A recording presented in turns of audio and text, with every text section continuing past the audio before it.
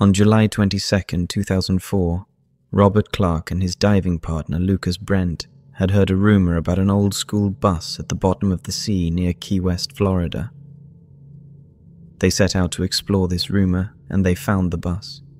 However, what they encountered inside the bus is horrifying enough to make your blood freeze. Have you heard about the old-school bus that is supposedly at the bottom of the ocean near Key West? I asked Lucas. Of course. Every diver in these parts of Florida has, he replied. I found some coordinates online I want to check out. You in? Always, Lucas replied enthusiastically. Diving's always been my escape, a way to slip into a world quieter than the one up top, where the only thing you hear is the sound of your own breathing. That day, I was chasing down a rumor about a wreck off the coast. Some old story about a school bus from way back that ended up at the bottom of the sea. Nobody seemed to know the whole story. Some said it was washed out during a storm. Others thought it was part of a ship's lost cargo. It was one of those tales that got taller with every telling, but it had hooked me. I had to see if there was any truth to it. The weather was on the edge of turning bad. The kind of day where the sky's so heavy and grey it feels like it could crush you. The sea was choppy, slapping against the boat as we headed out, making it clear that we were intruding. The old captain, with a face like crumpled paper and eyes that had seen more of the ocean's moods than he'd care to remember, kept throwing glances over his shoulder at the brooding horizon. She's hiding something today, he muttered, more to himself than to us. I just nodded, my mind already drifting below the waves. Getting ready, I felt the familiar mix of excitement and nerves. There's something about strapping on a tank and stepping off the edge of the boat into the unknown that gets your heart racing every time. My dive buddy, a guy I'd met on some forum, was all grins and thumbs up. But I could see the tension in the way he double-checked his gear. We were both looking for adventure, but neither of us really knew what we'd find. The water closed over my head, and the noise of the world went silent, replaced by the steady hiss of my regulator. We descended together, guided by the coordinates that were supposed to lead us to the wreck. The visibility wasn't great, and the water felt colder than usual, pressing in all around us. I focused on my breathing, watching the bubbles rise and let the current guide us deeper. That's when I first heard it, a faint sound almost lost beneath the rhythm of my own breaths. It was laughter, distant and echoing, like it was bouncing off the water itself. I stopped, hanging weightless in the water, trying to make sense of it. Sound underwater doesn't work like it does on land. It's tricky, deceptive. But this was clear, unmistakable. It was the sound of children laughing. I looked over at my buddy, gesturing to my ears to ask if he heard it too. He just shook his head, looking puzzled. The laughter grew louder, more distinct, as if it was drawing closer. It was eerie, out of place in the deep blue silence. I couldn't tell where it was coming from, but it felt like it was everywhere, surrounding us. Curiosity got the better of me. I signaled to my buddy that I wanted to follow the sound. He hesitated, clearly not sure it was a good idea, but eventually nodded. We adjusted our buoyancy and started swimming in the direction of the laughter, moving slowly through the water. The sound led us deeper, and the light from the surface began to fade, swallowed by the depth. The laughter seemed to be coming from just ahead, a beacon pulling us forward. I felt a mix of excitement and apprehension. The thrill of the hunt tinged with an undercurrent of something darker. What were we heading towards? What would we find in the depths? As we continued to follow the sound, the water grew colder, and the laughter began to change. It was no longer distant and echoing, but close, almost right next to us. It sounded different now. Not the carefree laughter of children playing, but something else. Something that sent a chill down my spine. We pressed on, the sound guiding us until the outline of something large loomed out of the darkness ahead. It was the bus, its shape distorted by the water, an eerie shadow against the deep blue. The laughter was coming from inside, a chorus of voices that seemed to be calling us, inviting us in.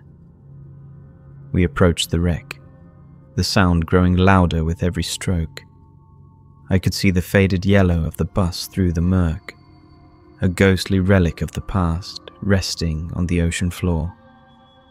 The windows were dark, the interior hidden, but I could feel something watching us from within.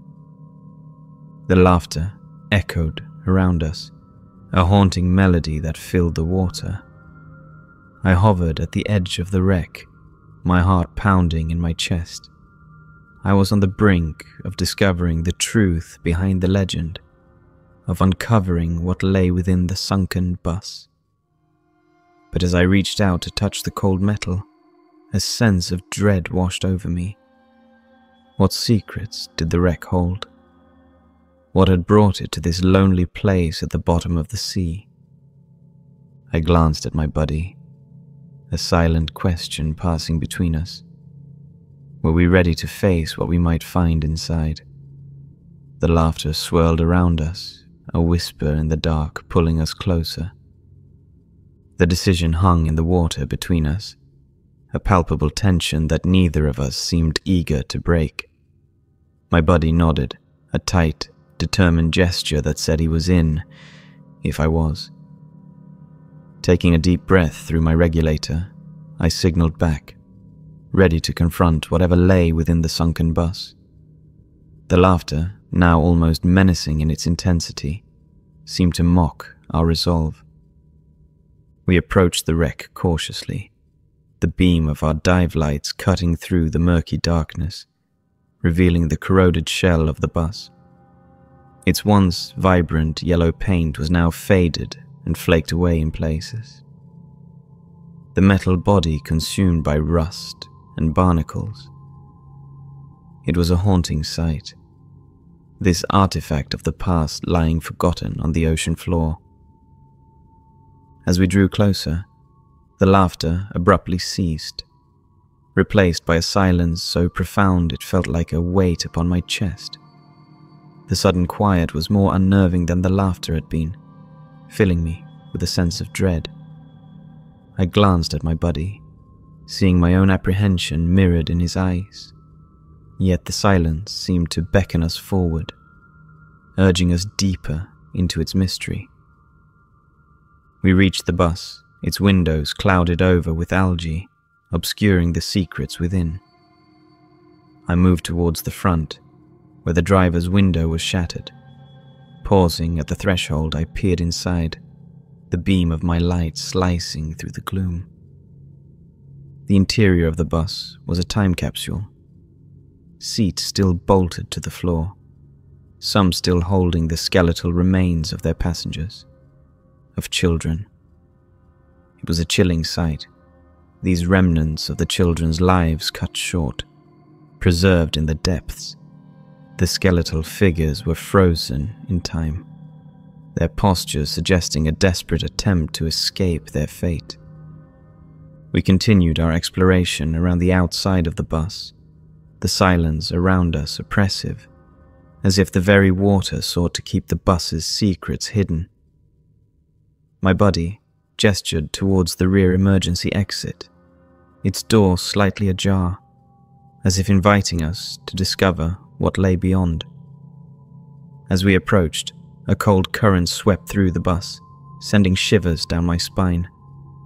It felt as though the ocean itself was alive, aware of our presence and displeased by our intrusion. We hesitated at the door, the darkness beyond promising answers, but also hinting at truths perhaps best left undiscovered. The weight of the ocean pressed in on us, a tangible reminder of the risks inherent in our pursuit of the unknown. Yet, the lure of the mystery was too strong to resist. The human desire to know, to understand, driving us forward despite our fears. With a shared look of determination, we pushed the door open, the hinges creaking in protest. The current grew stronger, pulling us towards whatever lay beyond. We braced ourselves against the pull, our lights piercing the darkness as we prepared to uncover the secrets of the deep. But nothing could have prepared us for what we found beyond that door, a revelation so unexpected, so unsettling, that it would haunt our dreams for years to come. The ocean, it seemed, had one more secret to share, a story of loss and despair that had been hidden beneath the waves, waiting for someone brave enough or foolish enough to uncover it.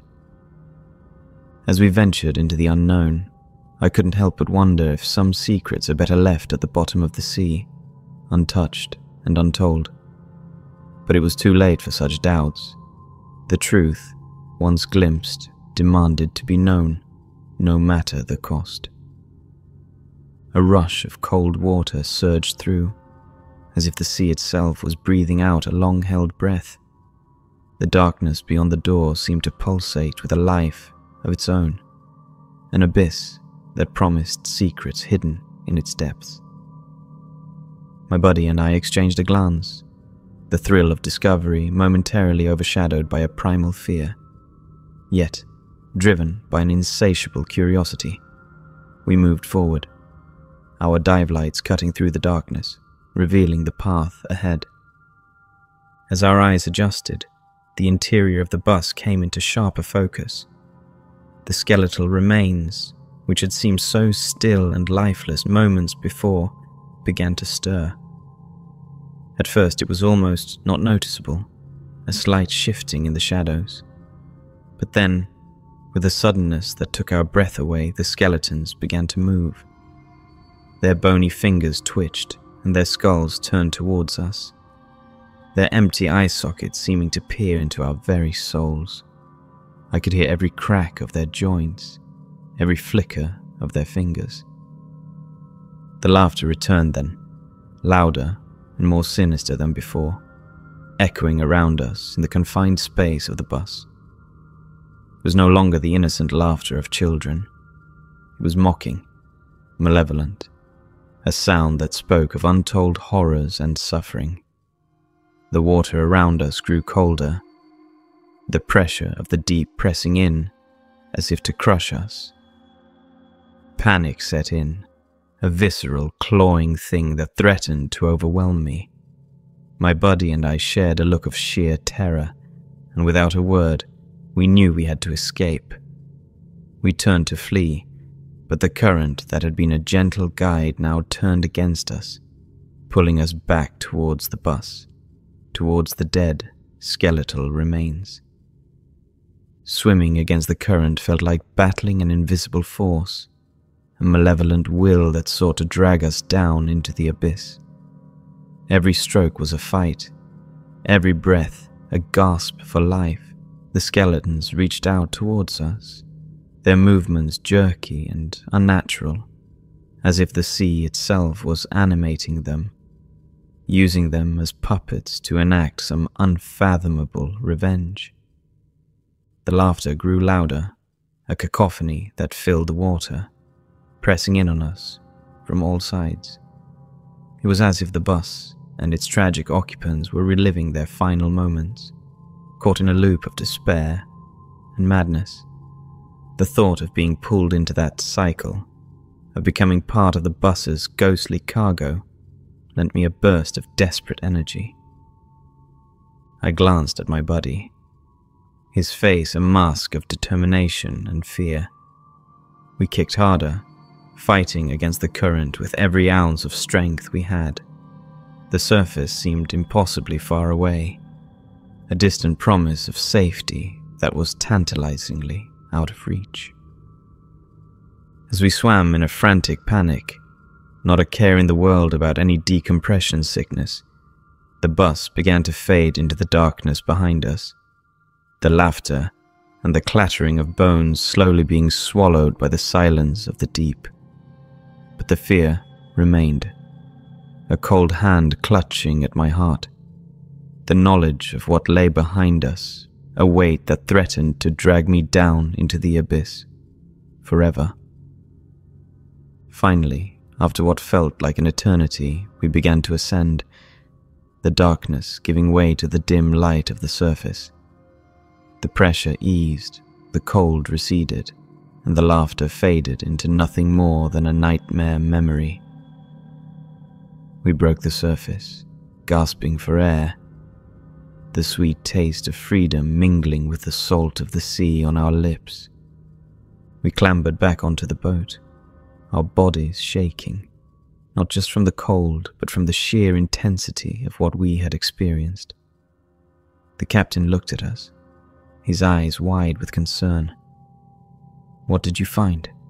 he asked, but his voice seemed distant, as if coming from far away. We looked at each other, words failing us. How could we explain the unexplainable? How could we convey the horror of the skeletal remains of the children that drowned in that bus, that moved and laughed at us? We had sought the thrill of discovery, the allure of a mystery hidden beneath the waves, but we had found something else, something dark and terrifying, a reminder that some secrets are better left undiscovered. As the boat made its way back to shore, the coastline a welcoming sight in the distance, I couldn't help but look back at the sea, its surface calm and uninviting, hiding the horrors that lay beneath. The laughter might have been silenced, but its echo lingered, a haunting reminder of the depths and the dead. As the shore approached, I realized that the sea would never be the same for me again. It was no longer a place of escape, a refuge from the world above. It was a realm of shadows and secrets, of lost souls and haunting laughter, a world where the past was not dead, but eerily, terrifyingly alive. For more scary horror stories, feel free to leave a like and subscribe.